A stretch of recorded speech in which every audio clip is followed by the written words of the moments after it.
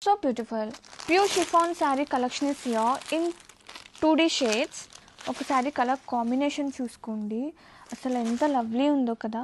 Peach వస్తుంది, light pink and baby pink combination, and crochet lace in ఎంబ్రాయిడరీగా attach అవుతుంది.